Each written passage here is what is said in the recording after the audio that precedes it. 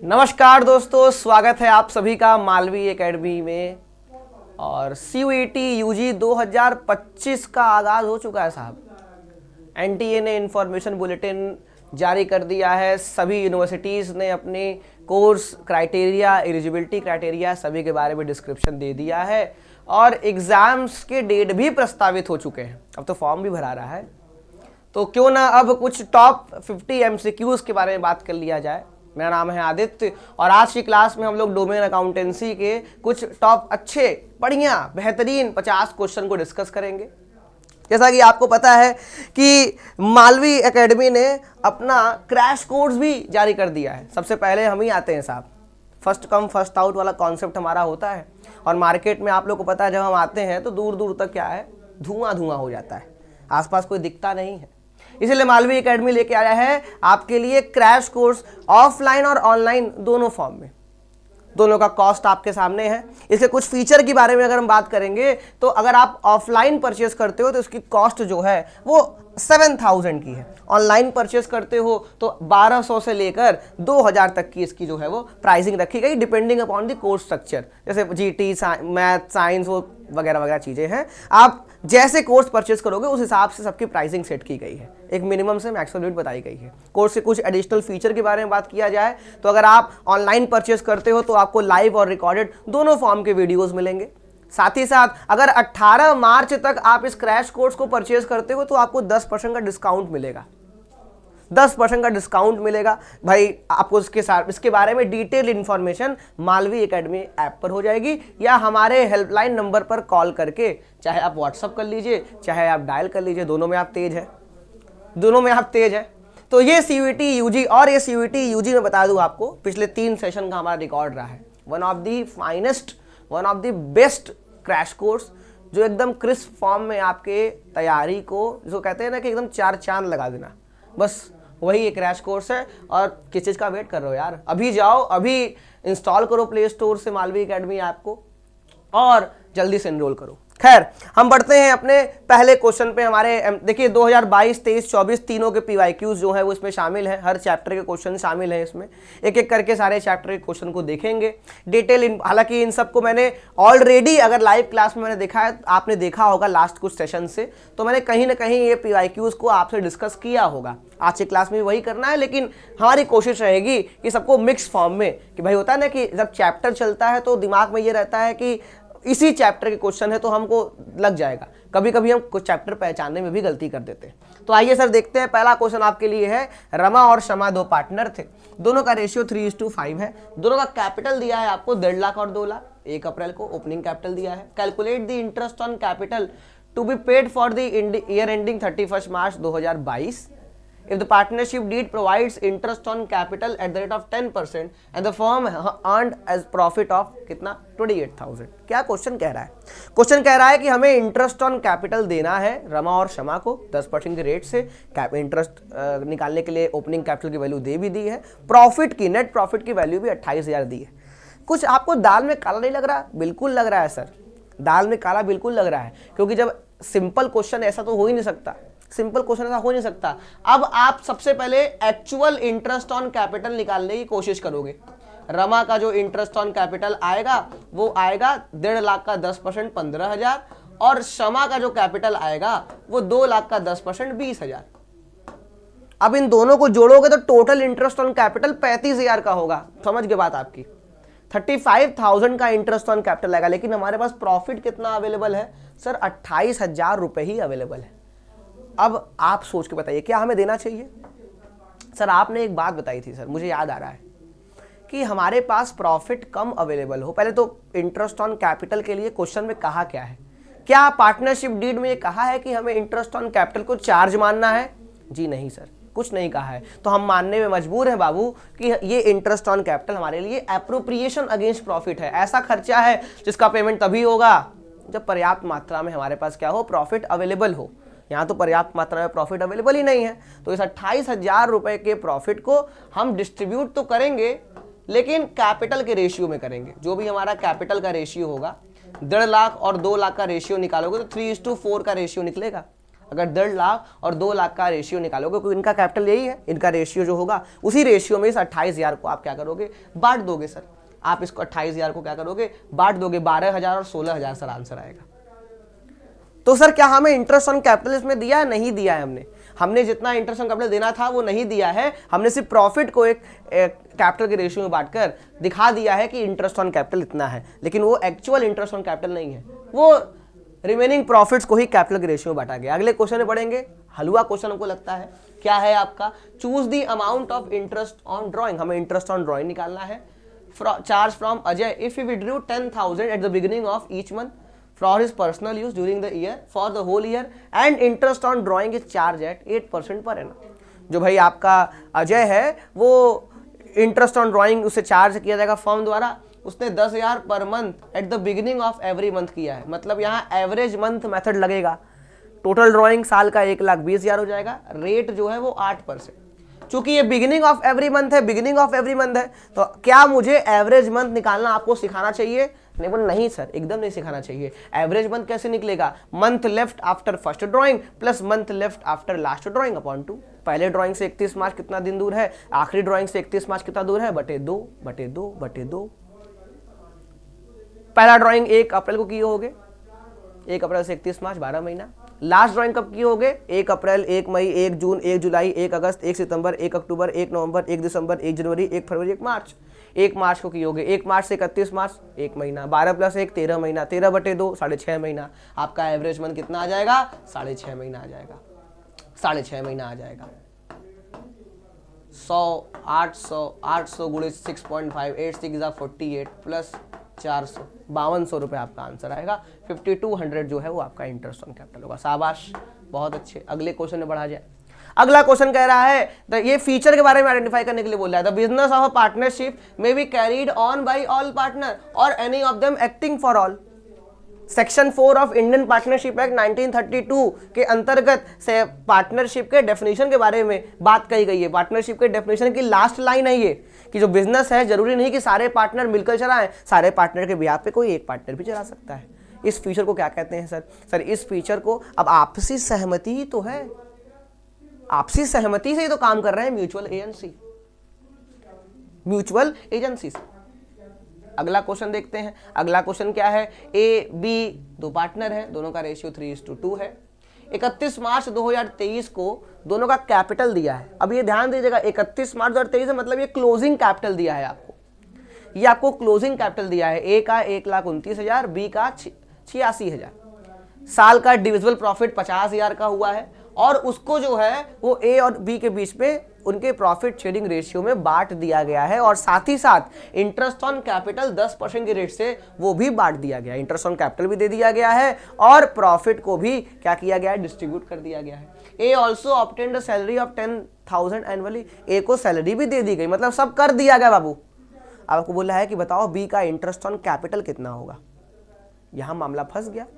अब कैसे निकालेंगे सर? इंटरेस्ट ऑन कैपिटल तो आपने बोला था कि हम ओपनिंग कैपिटल भी निकालते हैं, यहाँ दिया है क्लोजिंग, और उस क्लोजिंग कैपिटल में प्रॉफिट भी शामिल है, ए की सैलरी भी शामिल है, मतलब ए की बात हम कर रहे हैं। अगर बी की बात करेंगे तो बी को प्रॉफिट का हिस्सा मिल चुका है, इंटरेस्ट ऑन कैपिटल मिल चुका है, ऑलरेडी इंटरेस्ट ऑन कैपिटल बांट चुके हैं, तब क्यों निकालने के लिए बोल रहा है? तब क्यों निकालें? यहाँ बेसिक मैथमेटिक्स का कॉन्सेप्ट जो है वो आपका लगेगा। बेसिक मैथमेटिक्स का कॉन्सेप्ट आपका जो यहाँ पर लगेगा। कैसे कॉन्सेप्ट लगेगा देखिए ध्यान से। हम बी की बात करेंगे। देखिए आपको क्लोजिंग कैपिटल दिया है और ओपनिंग कैपिटल निकालना है, तो ओपनिंग कैपिटल का फॉर्मूला होता है क्लोजिंग कैपिटल माइनस प्रॉफिट। अगर प्रॉफिट हुआ है तो माइनस करेंगे, इंटरेस्ट ऑन कैपिटल दे चुके हो वो भी माइनस करोगे, एडिशनल कैपिटल भी माइनस करोगे, एडिशनल कैपिटल भी माइनस करोगे, और साथ ही साथ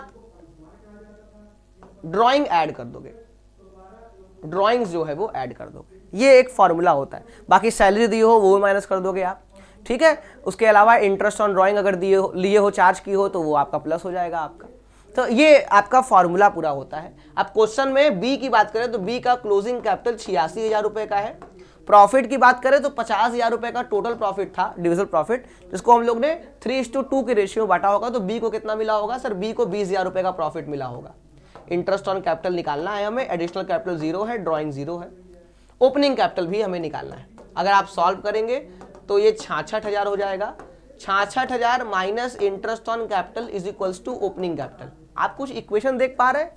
आप कुछ इक्वेशन देख पा रहे हैं कि अगर इंटरेस्ट ऑन कैपिटल को उधर भेजा जाए, अगर इंटरेस्ट ऑन कैपिटल को उधर भेजा जाए तो वो ऐड हो जाएगा और दोनों का जोड़ 66,000 आएगा। मतलब अगर हम ओपनिंग कैपिटल को कुछ मान लें और उसमें कुछ इंटरेस्ट ऑन कैपिटल जोड़ दें तो हमारा 66,000 टोटल आएगा।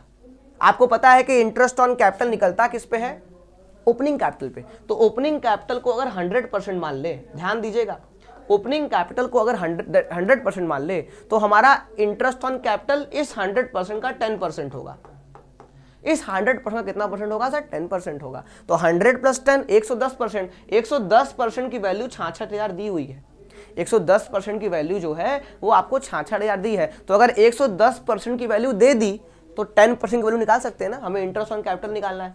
तो अगर 110% की वैल्यू 66,000 है तो 10% की वैल्यू कितनी होगी? 6,000 रुपये होगी सर। 10% की वैल्यू कितनी होगी सर? 10% की वैल्यू आपकी 6,000 रुपये की होगी। आगे बढ़ेंगे सर, मल्टीपल ऑप्शन वाला क्वेश्चन। इसमें से कौन सा profit and loss appropriation account का पार्ट है? इसमें से कौन सा profit and loss appropriation account का पार्ट है? देख लीजिए सर, क्या क्या देते हैं सर हम लोग। क्या प्रॉफिट एंड लॉस एप्रोप्रिएशन में सिर्फ एप्रोप्रिएशन अगेंस्ट प्रॉफिट वाले खर्चे जाते हैं? Rent to the partner, partner को रेंट देना तो जरूरी खर्चा है, ये तो पीएल अकाउंट में जाएगा। Interest on partner loan, sir ये भी जरूरी खर्चा है, पीएल अकाउंट में जाएगा। कमीशन टू मैनेजर, सर ये भी जरूरी खर्चा है, ये भी पीएल अकाउंट में जाएगा। Interest on partners capital, salary to the partner, ये दोनों ही पीएल एप्रोप्रिएशन के डेबिट साइड में लिखा जाएगा। Option number D, B and D correct. भाई rent to the partner, interest on partner loan, commission to manager, ये सारे चार्ज अगेंस्ट प्रॉफिट वाले खर्चे हैं, जरूरी खर्चे हैं। इन खर्चों को छोड़ा नहीं जा सकता, लेकिन अगर पार्टनर की सैलरी और पार्टनर का इंटरेस्ट ऑन कैपिटल है उसको कुछ हद तक हम लोग छोड़ सकते हैं अगर प्रॉफिट हमारे पास पर्याप्त नहीं है तो। आगे बढ़ते हैं, 2024 का लास्ट क्वेश्चन, 2024 के पीवाईक्यू का लास्ट क्वेश्चन। 3 पार्टनर एबीसी थे, तीनों का रेशियो 3:3:4 था। बाद में उन्होंने रेशियो चेंज कर लिया और करके इक्वल कर लिया। आपको बताना है कौन कितना गेन करेगा, कौन कितना सेक्रीफाइस करेगा, कौन कितना गेन करेगा, कौन कितना सेक्रीफाइस करेगा। वीडियो पॉज करिए, सॉल्व करिए।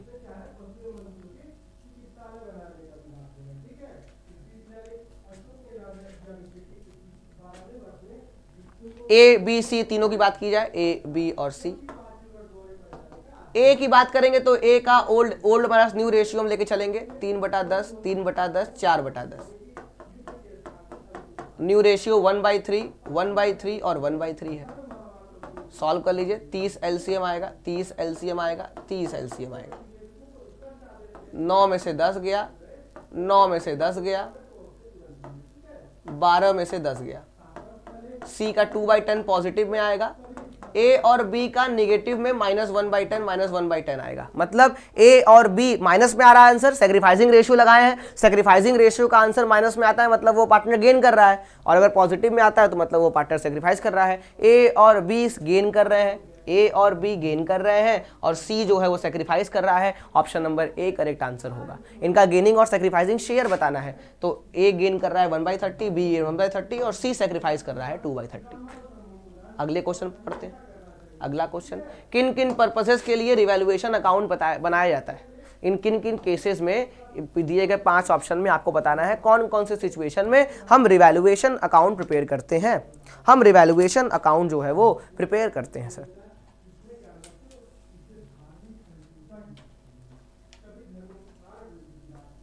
कौन कौन से केसेस है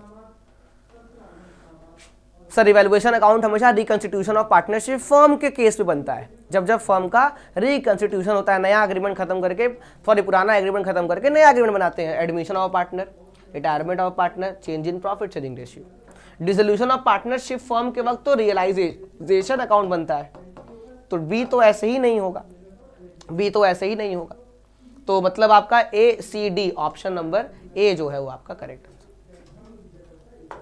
अगले क्वेश्चन में पढ़ते हैं, ध्यान से क्वेश्चन पढ़िए, और केस स्टडी वाला क्वेश्चन है, आपसे पूछ सकता है। क्या है? अमृता और कल्याणी 2 पार्टनर है, दोनों का रेशियो 3:2 है।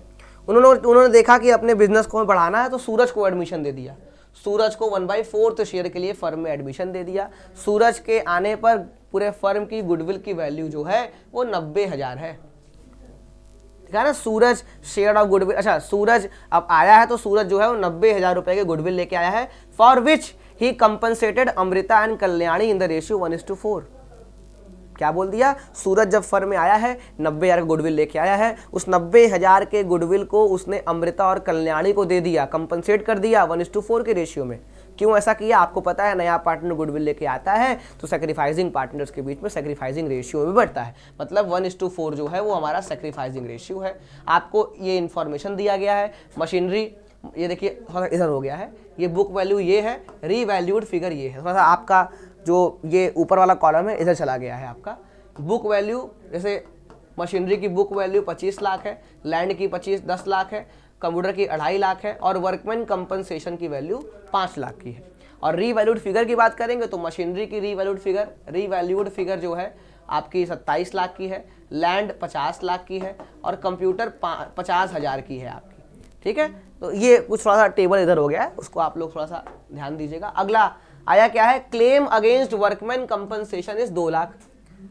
2 लाख का वर्कमैन कंपनसेशन क्लेम आ गया। था कितने का रिजर्व, अब देखिए रिजर्व 5 लाख का था, क्लेम जो है वो कितने का आ गया, 2 लाख का। And goodwill appeared in the books at 60,000। Goodwill जो बुक्स में अपीयर हो रहा है वो 60,000 रुपए का हो रहा है।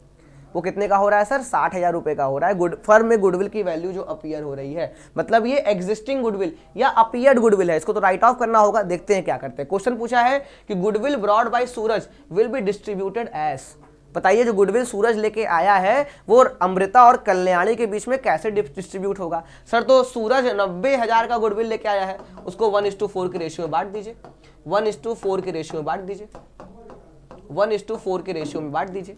तो 90,000 का 1/5 पार्ट 18,000 और 4/5 पार्ट जो है आपका 72,000। तो 18,000 और 72,000 अमृता और कल्याणी के बीच में सैक्रिफाइसिंग रेशियो में आप डिस्ट्रीब्यूट कर देंगे। अगला केस स्टडी क्वेश्चन, अब देखिए ऊपर वाला चीज एकदम सेम है, लिखा है कि share of revaluation profit of Amrita and Kalyani. आपको ये जो पीछे दिया हुआ है क्वेश्चन, इसके बेसिस पे रिवैल्यूएशन अकाउंट बनाकर प्रॉफिट बताना है कि अमृता कल्याणी का कितना प्रॉफिट बनेगा। तो आप देख सकते हैं मशीनरी पहले 25 लाख की थी, अब 27 लाख की हो गई, तो कितने का फायदा हुआ सर, 2 लाख का फायदा हो गया। 2 लाख पॉजिटिव में लिखो। लैंड पहले 10 लाख का था, 50 लाख का हो गया, 40 लाख का फायदा हो गया, 40 लाख ऐड कर दोगे। कंप्यूटर पहले 2.5 लाख का था, 50,000 का हो गया, 50,000 का हो गया तो 2 लाख का नुकसान हो गया, 2 लाख माइनस कर दो। इसके अलावा वर्कमैन कंपनसेशन फंड का कोई रिवैल्यूएशन है ही नहीं, वो रिवैल्यूएशन में जाएगा ही नहीं आपका, क्योंकि इसका तो क्लेम आया है कम क्लेम आया है, रिजर्व ज्यादा है, क्लेम कम है। तो ये 3 वैल्यू के बेसिस पे रिवैल्यूएशन का प्रॉफिट निकलेगा। रिवैल्यूएशन का जो प्रॉफिट निकलेगा वो 40 लाख रुपए का निकलेगा। कैसे, 2 लाख का फायदा यहाँ था, 2 लाख का नुकसान यहाँ था, कट गया ये आपस में, आपके पास 40 लाख का फायदा बचा, 40 लाख रुपीज का रिवैल्यूएशन का प्रॉफिट आएगा, और जिसको हम लोग 3:2 के रेशियो में बांट देंगे। 3:2 के रेशियो में हम लोग क्या करेंगे, बांट देंगे। तो बांट दीजिए सर, बांट दीजिए, कितना आएगा अगर आप बांटेंगे तो 24 लाख और 16 लाख 3:2 के रेशियो में बांटेंगे। 40 लाख को 3:2 के रेशियो में बांट दीजिए, 24 लाख और 16 लाख आ जाएगा। अगला क्वेश्चन बोल रहा है कि what is Amrita share in workman compensation fund. Amrita का वर्कमैन कंपनसेशन फंड में कितना हिस्सा होगा। आप देखिए आपके पास वर्कमैन कंपनसेशन रिजर्व था 5 लाख का, जिस पर 2 लाख का क्लेम आ गया, तो बच कितने का गया सर, आपके पास रिजर्व जो है वो 3 लाख का बच गया, यही रिजर्व बच गया, रिमेनिंग रिजर्व है ये। अब इसी 3 लाख को अमृता और कल्याणी के बीच में 3:2 के रेशियो बांटोगे, तो अमृता पहली पार्टनर है, 3/5 पार्ट निकाल दीजिए, 3/5 पार्ट निकाल दीजिए, 1,80,000। अमृता का जो रिजर्व में हिस्सा होगा वो कितने का होगा सर, 1,80,000, और कल्याणी का 1,20,000। आगे बोला है what is the Amrita share in workman compensation fund. ये तो ऑलरेडी बता दिया गया ना, नहीं ये देखो क्वेश्चन कुछ गड़बड़ा गया, ये क्वेश्चन जो है वो गड़बड़ा गया। ये आपसे बोल रहा है ये जो गुडविल अपीयर्ड है इसको राइट ऑफ करके बताओ। देखिए क्वेश्चन रिपीट हो गया है, हम आपसे क्वेश्चन पूछ ले रहे हैं। ये क्वेश्चन बोल रहा है कि जो गुडविल अपीयर्ड है इसको राइट ऑफ करके बताओ। अमृता और शेयर के बीच में, अमृता और कल्याणी के बीच में राइट ऑफ करके बताइए। तो आपको तो पता ही है एंट्री क्या होती है, एंट्री होती है Amrita's capital debit Kalyani's capital debit to goodwill. अगर कोई गुडविल अपीयर्ड है तो उस गुडविल को हमें राइट ऑफ करना पड़ेगा। तो 60,000 को 3:2 के रेशियो बांट दीजिए, 24 माफ कीजिएगा कितना आएगा 36,000 और 24, 36,000 और 24,000। ऑप्शन नंबर बी जो है ये गुडविल को राइट ऑफ करने की एंट्री है, ये गुडविल को राइट ऑफ करने की आपकी एंट्री है। आगे बोल रहा है a new partner can be admitted. देखिए लास्ट क्वेश्चन है, कह रहा है कि a new partner can be admitted. एक नया पार्टनर कब एडमिशन लेता है, कब एडमिशन लेता है? जब सारे पार्टनर एग्री हो जाए, all the existing partner. Majority वाला कॉन्सेप्ट नहीं चलता, जब तक सारे पार्टनर एग्री नहीं हो जाते तब तक जो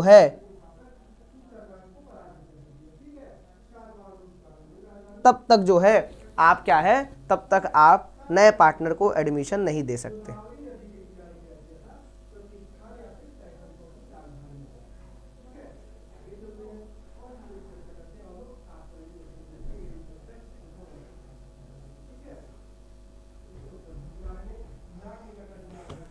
ठीक बात, चलिए आगे बढ़ा जाए।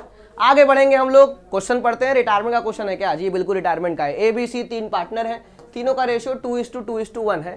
Their capital balances were 50, 70 and 35। तीनों का कैपिटल दिया हुआ है। बी फर्म से रिटायर होता है और बी के रिटायरमेंट पर हमारे पास रिजर्व जो है वो 25,000 का होता है। बी के रिटायरमेंट के डेट में रिजर्व 25,000 का है। पूरे फर्म के गुडविल की वैल्यू 75,000 डिटरमाइन की गई, ये वैल्यूड गुडविल है। और रिवैल्यूएशन पर लॉस 30,000 रुपए का हुआ है। रिवैल्यूएशन पे लॉस जो है वो 30,000 रुपए का हुआ है। बताइए कितना अमाउंट बी को पे किया जाएगा, कितना अमाउंट बी को जो है वो पे किया जाएगा। बहुत आसान क्वेश्चन है ये तो सर, ये तो बहुत आसान क्वेश्चन है। बी की बात की जाए, बी फर्म छोड़कर जा रहा है तो बी को सबसे पहले कैपिटल मिलेगा। बी को 70,000 रुपए का कैपिटल दिया जाएगा पहले उसको। रिजर्व में भी बी का हिस्सा बनेगा, क्योंकि भाई रिटायर होता है, रिटायरिंग पार्टनर का रिजर्व में भी हिस्सा बनता है। रिजर्व का हिस्सा दे दो ना उसको, उसमें गुस्साने वाली क्या बात है। तो सर 25,000 का रिजर्व है, उसमें बी का हिस्सा 2/5 है, 25,000 का 2/5 पर पोर्शन निकाल दीजिए, 10,000 रुपए आ जाएगा। सर बी जाएगा फर्म छोड़कर तो अपने गुडविल का हिस्सा लेकर जाएगा और उसके गुडविल का हिस्सा आपके ए और सी देंगे गेनिंग रेशियो में। कुल मिला के ए और सी देंगे ना, तो कोई दिक्कत नहीं है। इस पूरे फर्म के गुडविल में से बी का गुडविल निकाल लो, बी का गुडविल निकाल के बी को दे दो। तो 75,000 का 2/5 पोर्शन निकालेंगे तो 30,000 रुपए आ जाएगा, 30,000 रुपए आ जाएगा। और रिवैल्यूएशन के लॉस में भी ऐसा नहीं सिर्फ फायदे में, रिवैल्यूएशन के लॉस में भी उसका हिस्सा बनेगा। तो रिवैल्यूएशन का लॉस माइनस करेंगे, क्योंकि रिवैल्यूएशन लॉस की वजह से जो पेबल अमाउंट है वो कम होता है, मैंने बताया था आपको रिटायरमेंट के वक्त। तो भाई 30,000 में 2/5 पोर्शन निकालेंगे तो कितना आएगा? 12,000 रुपये। 12 माइनस कर दीजिए, 12 माइनस कर दीजिए। 70, 10, 80, 80 और 30, 1,10,000। 1,10,000 में 12 चला गया आपका, 98,000 रुपया पेबल अमाउंट होगा। 98,000 जो है वो पेबल अमाउंट होगा।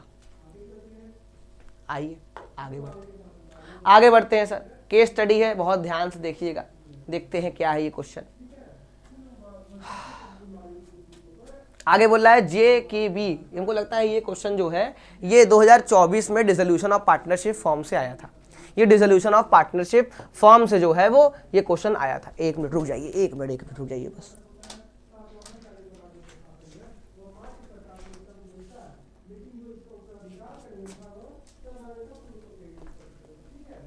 JKB 3 पार्टनर हैं, पिछले 10 साल से अपना पार्टनरशिप बिजनेस चला रहे हैं। उनका प्रॉफिट शेयरिंग रेशियो 5:3:2 है। कोविड के बाद से कुछ ऐसी स्थिति आई, उनका फर्म लगातार लॉस में चल रहा है और उन्होंने डिसाइड किया कि फर्म को क्या किया जाए। फर्म को लगातार लॉसेस की वजह से उन्होंने आपसी में ये डिसीजन ले लिया कि आपसी सहमति से फर्म को डिसॉल्व करने का निर्णय लिया। तीनों का कैपिटल 4 लाख, 3 लाख, 2 लाख है। फर्म की लायबिलिटी जिस डेट पर डिसोल्यूशन हो रहा है उस डेट पर लायबिलिटी 80,000 की थी।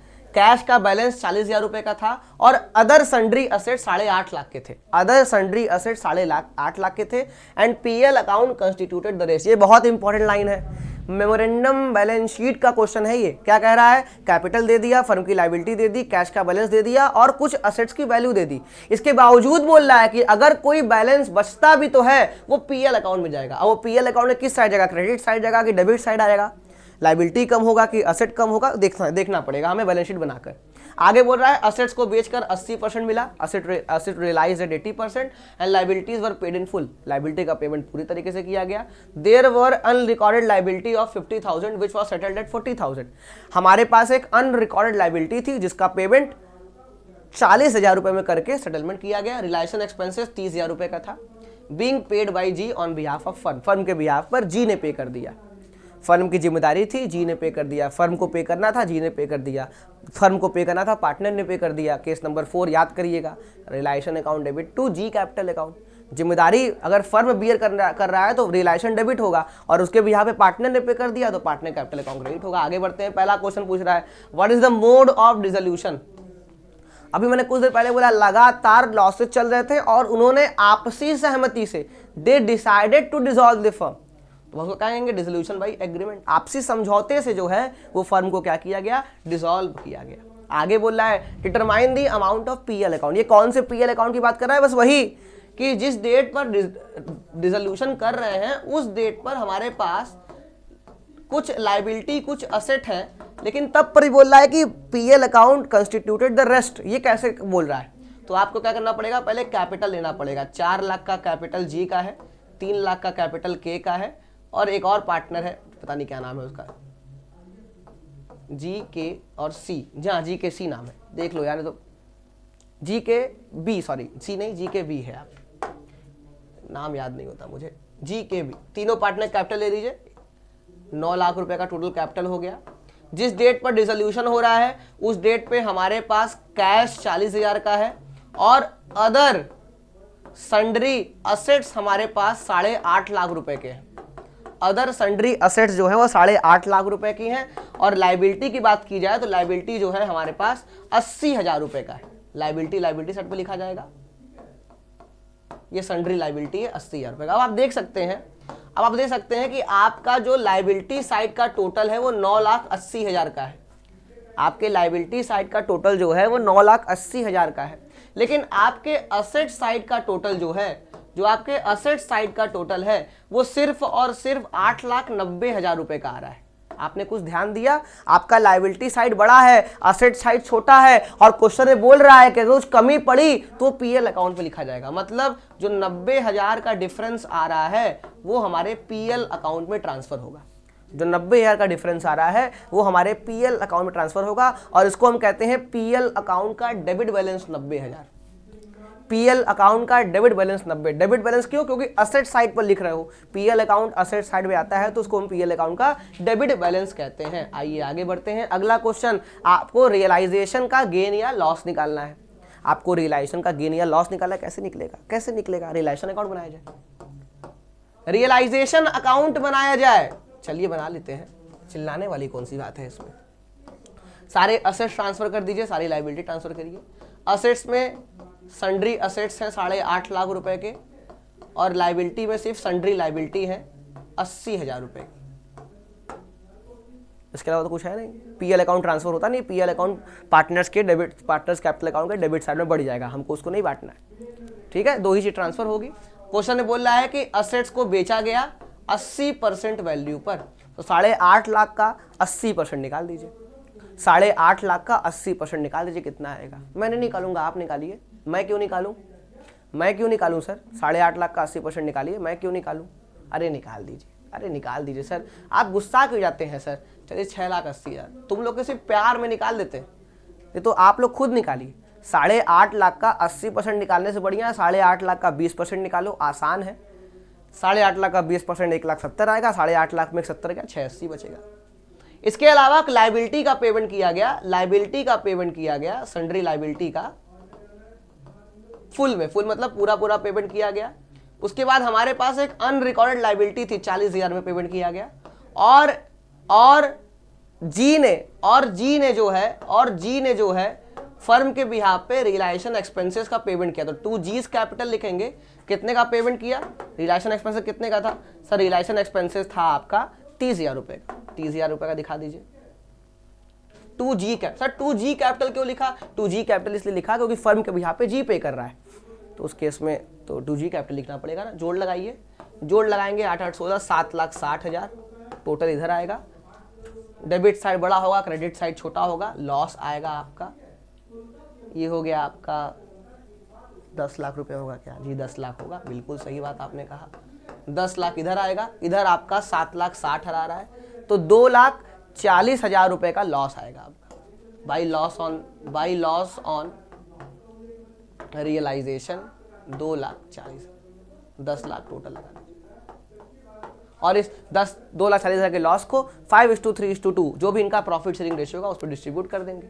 आगे बोल रहा है रिलायशन एक्सपेंसेस की अब एंट्री क्या होगी। अब देखिए फर्म को बियर करना था, जी ने पे कर दिया, तो realisation account debit to G capital account. Firm जब बियर करता है तो रिलायशन डेबिट होता है, कोई पार्टनर फर्म के बिहाफ पे कर देता है तो कैपिटल अकाउंट क्रेडिट होता है। आगे बोल रहा है ये जो एग्जिस्टिंग पीएल अकाउंट है, ये जो पीएल अकाउंट का डेबिट बैलेंस है, ये किस रेशियो में बटेगा, इसमें कुछ सोचना ही नहीं है, एक ही रेशियो ही है। यहाँ कोई कैपिटल कोई प्रॉफिट शेयरिंग रेशियो का दिमाग नहीं लगाना। यहाँ पर जो भी एक ही रेशियो दिया रहेगा क्वेश्चन में, प्रॉफिट शेयरिंग रेशियो, और उसमें ही सारी चीज़ों को हमें डिस्ट्रीब्यूट करना है। रिलेशन के प्रॉफिट लॉस को अलग से, प्रॉफिट एंड लॉस अकाउंट के बैलेंस को, रिजर्व को, उसको हमें ओल्ड रेशियो में ही करना है। आगे बोल रहा है balance of share forfeited account on forfeited share not yet री इशूड। क्या क्वेश्चन में बोल रहा है, शेयर फॉरफिटेड अकाउंट में बैलेंस है और अब तक उन शेयर्स को आपने री इशू नहीं किया है, आप उसको कहां पर दिखाएंगे, आप उसको कहां दिखाएंगे। बहुत सारे बच्चे बोलेंगे कैपिटल रिजर्व, कैपिटल गलत बोल दिया आपने, नहीं होगा, कैपिटल रिजर्व में नहीं जाएगा। अरे भाई शेयर फॉरफिटेड में बैलेंस है और उन शेयर्स को री इशू नहीं किया गया, अगर री इशू कर दिया जाता तब उसका प्रॉफिट का बैलेंस, बचा हुआ बैलेंस कैपिटल रिजर्व में जाता। यहाँ तो री इशू ही नहीं हुआ, तो उसको हम लोग शेयर होल्डर फंड के, शेयर कैपिटल के नोट्स टू अकाउंट में अलग से दिखाएंगे। शेयर होल्डर फंड के, शेयर कैपिटल के नोट्स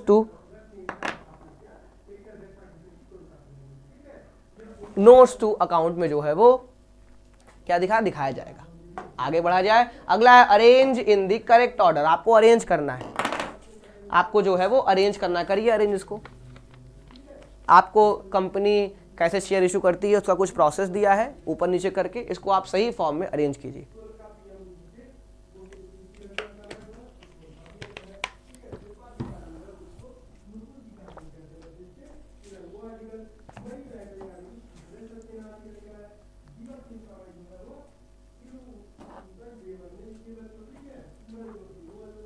क्या होगा, अब सबसे पहले आप प्रॉस्पेक्टस इशू करते हैं, फिर आपको एप्लीकेशन का पैसा मिलता है, फिर आप चेक करते हैं कि अगर अंडर सब्सक्रिप्शन हुआ है तो क्या मिनिमम सब्सक्रिप्शन का नियम हमने पूरा किया कि नहीं, फिर आप शेयर्स को अलॉट करते हैं और अंत में आप कॉल, अलग अलग जो फर्स्ट कॉल सेकंड कॉल मांगते हैं।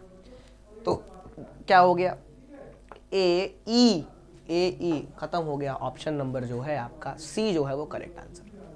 ठीक, अगले क्वेश्चन पे आते हैं। मैच द फॉलोइंग है, एक तरफ रिडम्पशन के कुछ मतलब दिए हैं और दूसरे तरफ उनके डेफिनेशन दिए, उनके तरफ दूसरे टाइप्स दिए, एक तरफ टाइप्स दिया है, एक तरफ उनका मतलब दिया है। इसको मैच करिए, इसको मैच करिए साहब।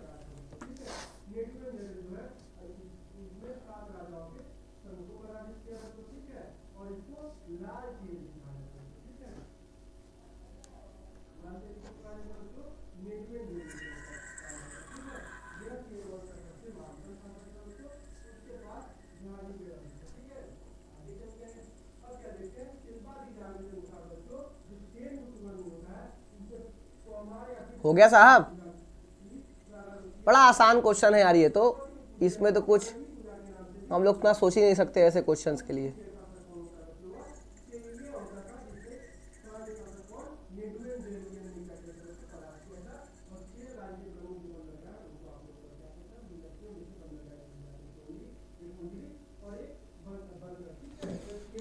अब आप देखेंगे सर रिडम्पशन लमसम का मतलब क्या है, एक साथ हम पेमेंट कर दिए, जो भी डिवेंचर्स का या प्रेफरेंस शेयर्स का जो भी अमाउंट था हमने उसको एक साथ, हालांकि डिवेंचर के बारे में बात कर रहा है, एक साथ हमने पेमेंट कर दिया। रिडम्पशन लमसम का मतलब company pay entire amount to debenture holder, एक साथ हमने पेमेंट कर दिया।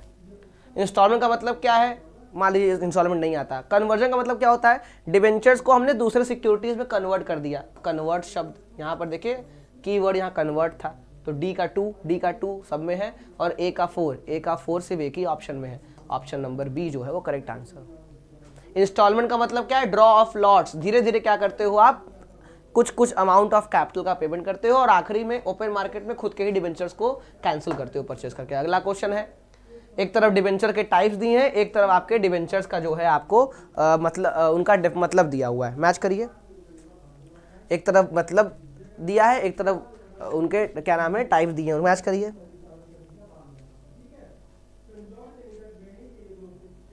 अब यहां लिखा can not be converted, keyword convert नहीं किए जा सकते, मतलब नॉन कन्वर्टिबल हो गए, नॉन कन्वर्टिबल हो गए आपके। डी का 2 हो गया, खत्म हो गया क्वेश्चन। ऑप्शन नंबर सी जो है वो करेक्ट आंसर है। मैं और नहीं मिलाऊंगा, एक ही ऑप्शन से मिल गया क्वेश्चन आपका, बाकी आप खुद देख लीजिए। अगला क्वेश्चन देखिए कि calls in advance shows as in the company's balance sheet. Calls in advance अगर कंपनी के बैलेंस शीट में दिया है तो उसको कहां दिखाया जाएगा, ये आपको मैंने याद करवाया था। कॉल्स इन एडवांस का मतलब क्या होता है, किसी आने वाले कॉल का पैसा शेयर होल्डर पहले ही दे देता है तो वह कंपनी के लिए अदर करेंट लायबिलिटी में जाता है। ध्यान दीजिएगा, करंट लायबिलिटी के अदर करंट लायबिलिटी में जो है करंट आपके कॉल्स इन एडवांस जो है वो लिखे जाते हैं, रट लीजिएगा इसको। अगले क्वेश्चन पे आइए। एक तरफ कुछ चीजें दी हुई है, दूसरी तरफ कुछ चीजें दी हुई है, आपको मैच करना है, आपको जो है वो मैच करना है। देखते हैं कौन कर पाता है भाई। सारे PYQs हैं 22, 23, 24, कभी ना कभी आपने ऐसा देखा होगा, सारे PYQs हैं सर।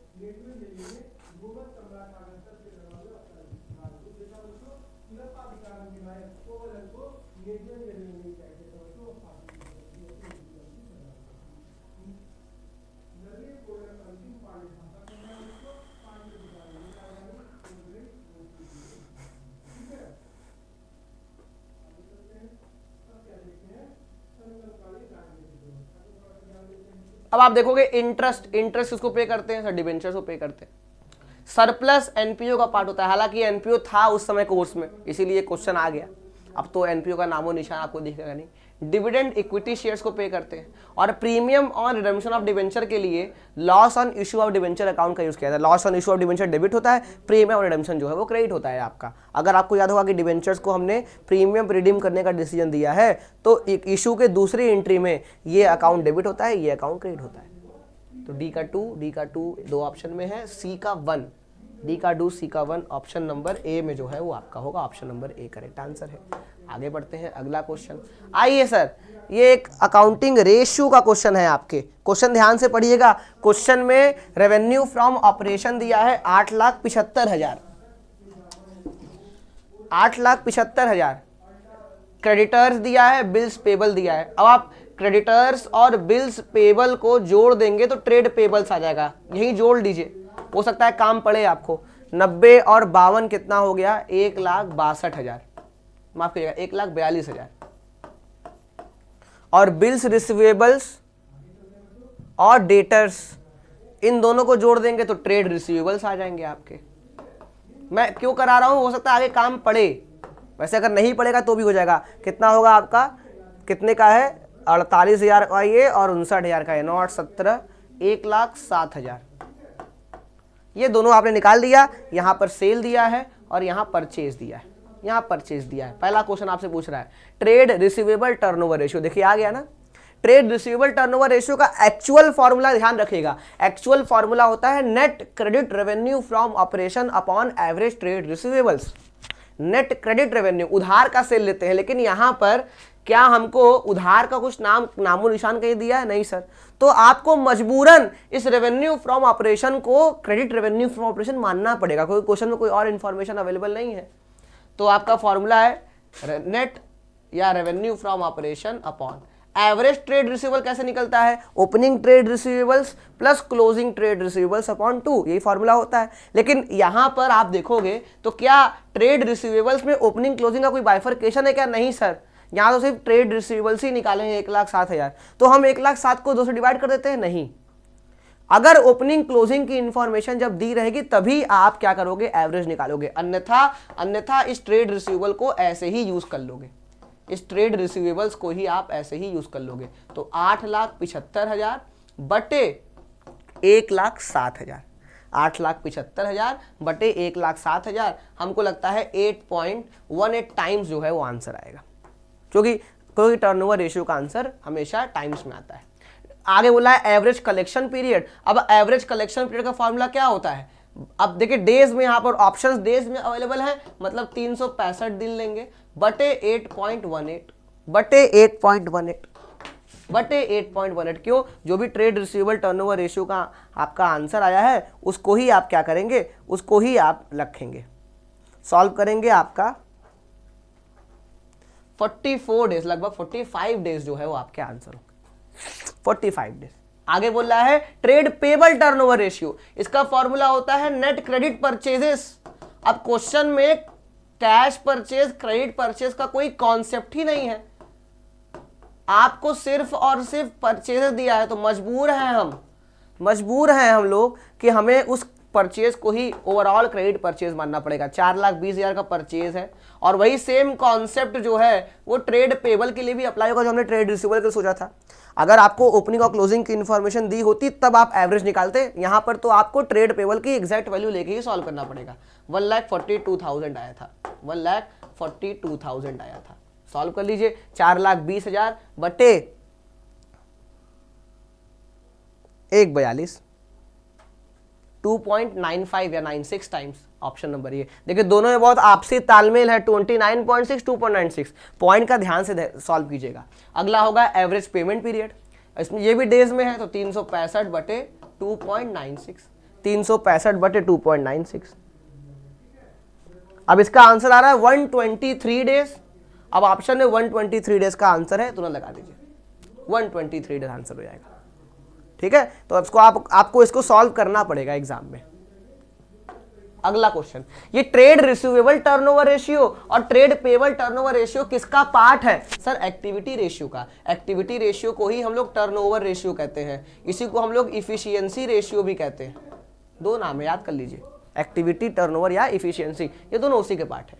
और आगे बोल रहा है आपका, अब बताइए ये प्रॉफिट का कॉन्सेप्ट है, इसको सही सीक्वेंस में लगाना है, इसको सही सीक्वेंस में लगाना है सर।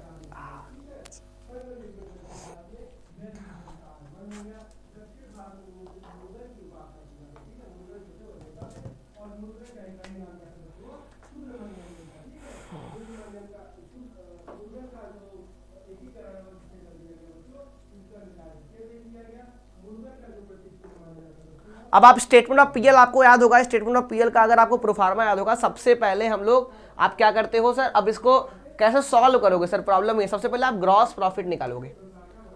क्यों? ट्रेडिंग अकाउंट सबसे पहले ग्रॉस प्रॉफिट निकालते हो, उसके बाद आप निकालते हो ऑपरेटिंग प्रॉफिट, फिर निकालते हो profit before interest and taxes, फिर लिखते हो, फिर आप इंटरेस्ट माइनस करते हो तो आता है profit after interest plus but before tax, और सबसे आखिरी में प्रॉफिट आफ्टर टैक्स। सीक्वेंस याद रखिएगा, ग्रॉस प्रॉफिट, फिर उसमें आप क्या नाम है कि ऑपरेटिंग प्रॉफिट निकालेंगे, फिर profit before interest and taxes, interest और टैक्स काटने से पहले, फिर इंटरेस्ट काटने के बाद लेकिन टैक्स काटने से पहले, और सबसे आखिरी में टैक्स काटने के बाद। तो डीई के बाद आपका बी, डीई फिर CA, DEB CA, option number C जो है वो करेक्ट आंसर हो। अगला क्वेश्चन, आपको स्टेप बताना है कैश फ्लो स्टेटमेंट प्रिपेयर करने का। Cash flow from operating activity में ये कैसे अरेंज होगा, ये पांचों आइटम्स जो है इसको सीक्वेंस में अरेंज कीजिए, इसको सीक्वेंस में जो है वो अरेंज कीजिए।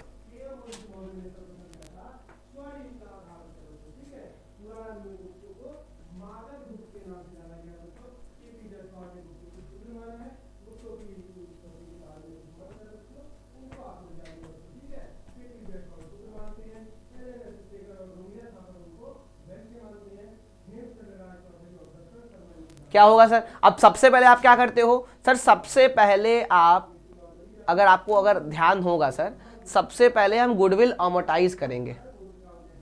नहीं सर, हम लोग पहले नेट प्रॉफिट बिफोर टैक्स निकालते हैं। तो गधों, नेट प्रॉफिट बिफोर टैक्स दिया है स्टेटमेंट्स में, पांचों स्टेटमेंट में नहीं दिया है। तो नेट प्रॉफिट बिफोर टैक्स के बाद क्या करते हो? Adjustment for non operating and non cash item, जिसके अंदर ऐड वाले आइटम में गुडविल अमोर्टाइज होता है। मतलब एक तरह से कह सकते हैं आपका, कि ये adjustment for non operating and non cash वाला हेडिंग का पार्ट है, तो इसको पहले लेंगे। फिर नेट प्रॉफिट बिफोर टैक्स में adjustment for non operating and non cash item करने के बाद operating profit before working capital change आता है। फिर आप उसमें वर्किंग कैपिटल का एडजस्टमेंट करते हो तो कैश जनरेटेड फ्रॉम ऑपरेशन आता है। फिर उसमें आप टैक्स पेड माइनस करते हो तो आपका सबसे आखिरी में क्या आता है? Net cash flow from operating activity. Net cash flow from operating activity, सबसे पहले ई वाला ऑप्शन, ई के बाद ए के बाद आपका बी, ए के बाद बी, सी और डी। ऑप्शन नंबर जो है सी जो है वो करेक्ट आंसर होगा। अगले क्वेश्चन में डिविडेंड रिसीव्ड अगर डिविडेंड मिल रहा है आपको तो कौन सी तरह की एक्टिविटी है? डिविडेंड मिल रहा है मतलब हमने कहीं इन्वेस्ट किया होगा पैसा, किसी दूसरी कंपनी के शेयर में लगाया होगा पैसा, इन्वेस्टमेंट किया होगा, तो इन्वेस्टिंग एक्टिविटी होगा आपके लिए। अगला question, if the delay occurs beyond 8 days in refunding the subscription amount, under subscription हुआ और आपको समय दिया गया लगभग 30 दिनों का, और 30 दिन के बाद भी 8 दिन का और डिले हो गया, तो आपको कितने का इंटरेस्ट पे करना पड़ेगा? 15%। ध्यान दीजिएगा, ये रट लीजिए आप लोग, 15% का जो है वो इंटरेस्ट आपको पे करना होगा। अगला क्वेश्चन मैच द फॉलोइंग का है। एक तरफ आपके शेयर्स को फोरफीट करने के लिए एंट्रीज जो यूज होती हैं वो दी हैं, और उस एंट्रीज में कौन कौन से पैसे ट्रांसफर होते हैं, डेबिट या क्रेडिट साइड में ट्रांसफर होंगे, वो आपको बताना है। फोरफीचर के एंट्रीज के अकाउंट्स हैं इस तरफ, और दूसरी तरफ उनकी मीनिंग है, इन अकाउंट को कितने अमाउंट से डेबिट या क्रेडिट करते हैं।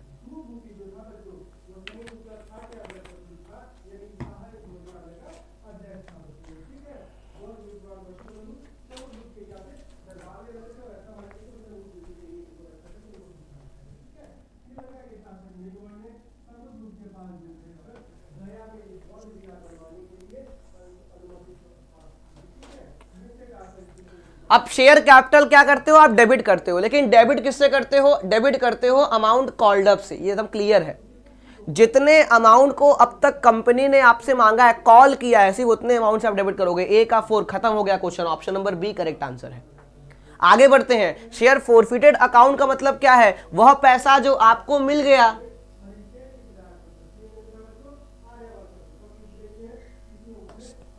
Credited with amount received. Calls in arrear, जो पैसा आपको मिला ही नहीं, और सिक्योरिटी प्रीमियम, वह प्रीमियम जो अभी तक हमको मिला नहीं, जो अभी तक हमको नहीं मिला, उसको आप डेबिट करते हो। Option number B correct answer होगा। अगला क्वेश्चन देखिए, फोरफीचर का क्वेश्चन है, ध्यान से पढ़िएगा। 400 शेयर 50 रुपए के एक, जिनको पार पर इशू किया गया है, उनको फोरफीट किया गया। क्यों फोरफीट किया गया? क्योंकि उसने फाइनल कॉल 10 रुपए का नहीं दिया। forfeited for the non-payment of final call of 10 per share. These shares were reissued at 45 per share as fully paid up. In shares को 50 का मान के 45 में रीइशू किया गया, 45 रुपीज में रीइशू किया गया। एज फुल्ली पेड अप का मतलब पार वैल्यू की मानकर 45 में, मतलब 50 का, जो भी इनकी पार वैल्यू 50 थी, 50 का मान के 45 में रीइशू किया गया। Amount transfer to capital reserve, बताइए कैपिटल रिजर्व में कितना ट्रांसफर होगा? तो इसको सॉल्व करने के दो तरीके, एंट्री से पास करके एंट्री सॉल्व करो, या देखो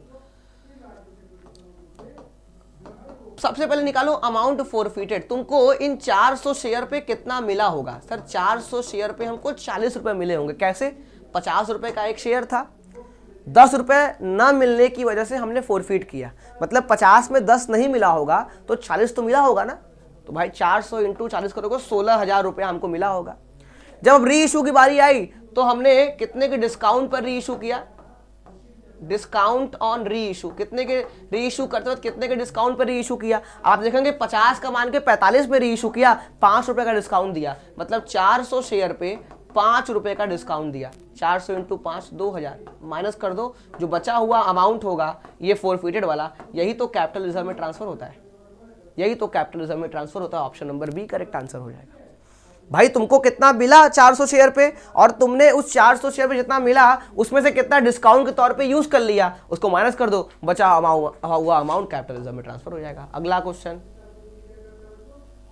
कि the shares are offered by company and public subscribe more than the number of shares offered for issue. जितने कंपनी ने इतने शेयर से आवेदन दिया था उससे अधिक शेयर पब्लिक सब्सक्राइब कर देती है, तो इस केस में, इस सिचुएशन में आप क्या करोगे? मल्टीपल ऑप्शन वाले क्वेश्चन है, मल्टीपल ऑप्शन, ये 4-5 स्टेटमेंट दिए हैं, इन पांचों स्टेटमेंट में आप क्या करोगे? इन पांचों स्टेटमेंट में आप क्या करोगे सर?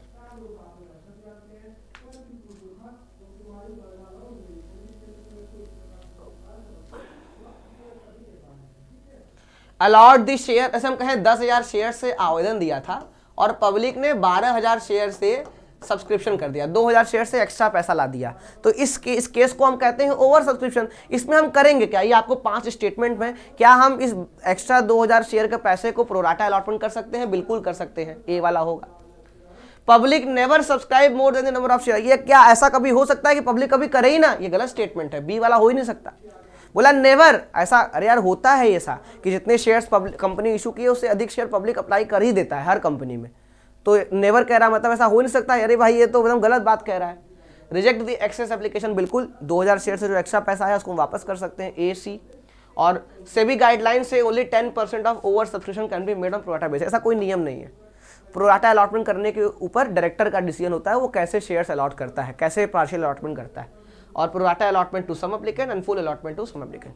जो एक्स्ट्रा 2000 शेयर के पैसे आए हैं उस पर 500 शेयर वालों को पूरा 500 शेयर दिया जाएगा। बचे हुए आपके 9500 शेयर्स जो बच गए हैं उनको आपको बचे हुए शेयर्स अलॉट किए जाएंगे। मतलब बिल्कुल सही बात कर रहा है। ए सी ई ऑप्शन नंबर जो है सी जो है वो करेक्ट आंसर। अगले क्वेश्चन में पढ़िए। अगला क्वेश्चन है on dissolution of partnership firm and investment of 30,000 was found to be unrecorded. Firm के डिसोल्यूशन के वक्त 30,000 रुपए का कोई इन्वेस्टमेंट अनरिकॉर्डेड है। The same was accepted by a creditor in full settlement. उस 30,000 रुपए के इन्वेस्टमेंट को हमने किसी एक क्रेडिटर को दे दिया जिसके हिसाब 32,000 रुपए का था इन फुल सेटलमेंट। 32,000 रुपए का क्रेडिटर था, बदले में उसको 30,000 रुपए का इन्वेस्टमेंट दे दिया और हिसाब चुकता करा लिया। The accounting treatment of transaction will be, क्या इसका कोई ट्रांजैक्शन होगा? सर आपने बताया था अगर कोई लायबिलिटी किसी एसेट्स को टेक ओवर करती है इन फुल सेटलमेंट तो उसकी कोई एंट्री पास ही नहीं होगी, उसकी कोई एंट्री पास नहीं होगी। अगला question on dissolution of firm of A and B Mrs A loan will be transferred to. A और बी, मैं आदित्य हूं, मेरा दोस्त एक भुवन है, मेरी वाइफ ने फर्म को लोन दिया, मिसेस ए इज लोन, मेरी वाइफ ने फर्म को लोन दिया, तो उस केस में मेरे वाइफ के लोन को कहां ट्रांसफर किया जाएगा? अब आप बताइए, मेरी वाइफ है ना, फर्म के पैसे थोड़ी ना है। मेरे और मेरे वाइफ का रिलेशन फर्म से बाहर है, अपना पर्सनल रिलेशन है। लेकिन जब वो फर्म को लोन देगी तो फर्म के लिए क्रेडिटर होगी, एक आउटसाइड लायबिलिटी होगी, और आउटसाइड लायबिलिटी को हमेशा रियलाइजेशन अकाउंट में ट्रांसफर किया जाता है। ठीक है, आगे बढ़ा जाए। अगला question, which of the following will be paid from amount realise from sale of the assets as a time of dissolution of firm. इसमें से सबसे पहले आप किसका पेमेंट करोगे? इसमें आप सबसे पहले, अगर आप असेट्स बेच रहे हो डिसोल्यूशन ऑफ पार्टनरशिप फर्म के वक्त, अगर आप असेट बेच रहे हो, सबसे पहले आप किसका पेमेंट करोगे? खत्म है आउटसाइड लायबिलिटी, सीक्वेंस याद कराया था। आउटसाइड लायबिलिटी का पेमेंट सबसे पहले करोगे, फिर पार्टनर्स के लोन का पेमेंट करोगे, पार्टनर्स के कैपिटल का पेमेंट करोगे, और अंत में रेसिड्यू अमाउंट को जो है वो सभी के बीच में बांट दोगे। फिर से एक मल्टीपल ऑप्शन वाला question, following are the various reasons for which partnership firm can be dissolved, which of the following will be compulsory dissolution. Compulsory एक मोड होता है कंपल्सरली डिसोल्यूशन, अनिवार्य विघटन। इसमें से कौन सा कंपल्सरी डिसोल्यूशन के रीजंस हैं? इसमें से कौन से कंपल्सरी डिसोल्यूशन के रीजंस हैं आपके? इसमें से कौन से कंपल्सरली डिसोल्यूशन के रीजंस हैं? सर आपने रटवाया था, जब बिजनेस इलीगल हो जाए और जब सारे पार्टनर इंसॉल्वेंट हो जाए। जब हमारा बिजनेस आपका क्या हो जाए, इलीगल हो जाए, गैर कानूनी, और एक पार्टनर, सारे पार्टनर जो है वो आपके इंसॉल्वेंट हो जाए। खासकर जब पार्टनर कोई मर जाता है तो वहां कंटिंजेंसी आता है, डिसोल्यूशन बाय कंटिंजेंसी। जब पार्टनर पागल हो जाए तो डिसोल्यूशन बाय कोर्ट आता है, और सारे पार्टनर का कंसेंट होता है तो डिसोल्यूशन बाय एग्रीमेंट आता है। सारे मोड और उनके रीजंस जो है वो याद कर लेना। अगले क्वेश्चन में बढ़ते हैं। Unrecorded assets when taken over by partner are shown in. जब कोई अनरिकॉर्डेड असेट्स, जिसको रिकॉर्ड नहीं किया गया है इसीलिए अनरिकॉर्डेड है, उसको कोई पार्टनर टेक ओवर करता है तो वो कौन से अकाउंट में रिकॉर्ड होता है? सर तो रियलाइजेशन अकाउंट के क्रेडिट साइड में रिकॉर्ड होगा, बाई पार्टनर्स कैपिटल अकाउंट। कोई अनरिकॉर्डेड असेट्स को कोई पार्टनर ले आता है तो एंट्री होती है partners capital account debit to realisation. अगले क्वेश्चन पे आते हैं। PQR 3 पार्टनर हैं, तीनों का प्रॉफिट शेयरिंग रेशियो 5:3:2 था। बाद में उन्होंने रेशियो चेंज करके 2:3:5 कर दिया।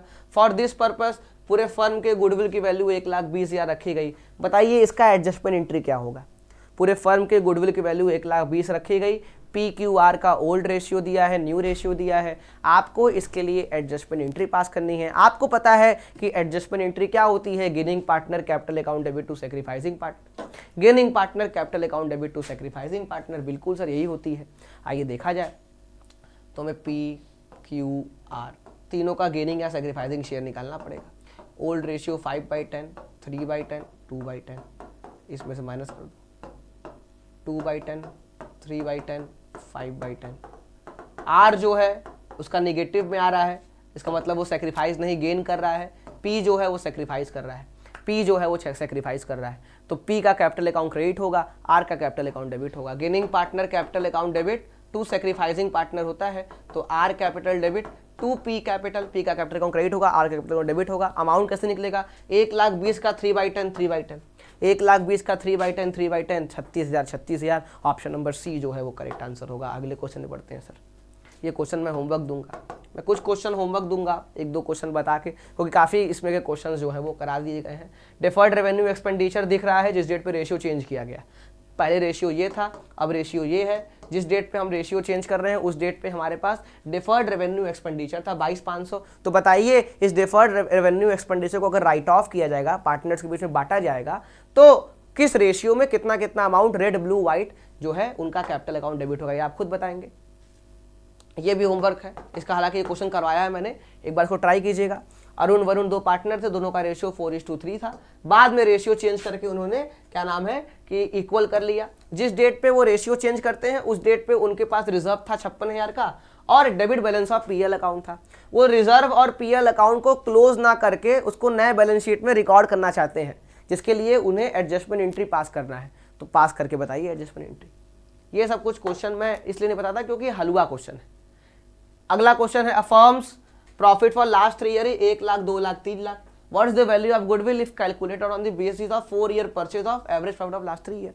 पिछले 3 साल के एवरेज प्रॉफिट के बेसिस पे 4 साल का ईयर ऑफ परचेज है, आपको गुडविल निकालना है। तो कुछ नहीं करिए, गुडविल का फॉर्मूला होता है average profit into year of purchase. Average profit आपको पता है, एवरेज प्रॉफिट 1 लाख 2 लाख 3 लाख बटे 3 करेंगे तो एवरेज प्रॉफिट जो आएगा वो 2 लाख रुपए का आएगा। ईयर ऑफ परचेज 4 है आपका, 8 लाख रुपए गुडविल की वैल्यू हो जाएगी। बहुत हलवा क्वेश्चन था ये। अगले क्वेश्चन पे आते हैं। रिकंस्टिट्यूशन के वक्त बिल्डिंग, अब ये क्वेश्चन मैंने करवाया हुआ है, ये क्वेश्चन भी आप होमवर्क लीजिए, वीडियो के कमेंट सेक्शन। तो ये कुछ क्वेश्चन मैं आपको होमवर्क दे रहा हूँ बाबू, तो उसको सॉल्व कीजिएगा। बहुत आसान क्वेश्चन से आगे के दूसरे 2 क्वेश्चन आपको पीडीएफ फॉर्म में मिल जाएंगे। बाकी हमारी मुलाकात होगी अब एक नए सेशन के साथ। होप सो आपको अच्छा लगा होगा क्वेश्चन। 1-2 क्वेश्चन नीचे होमवर्क के तौर पे हैं, उसको आपको पीडीएफ मिल जाएगा, उसको आप लोग पीडीएफ के तौर पे यूज़ करके आप उसको सॉल्व कीजिएगा। बाकी हमारी मुलाकात अगले क्लास में होगी, तब तक के लिए स्वस्थ रहें, मस्त रहें, पढ़ते रहें। बहुत बहुत धन्यवाद आप सभी लोगों का। Bye bye, take care.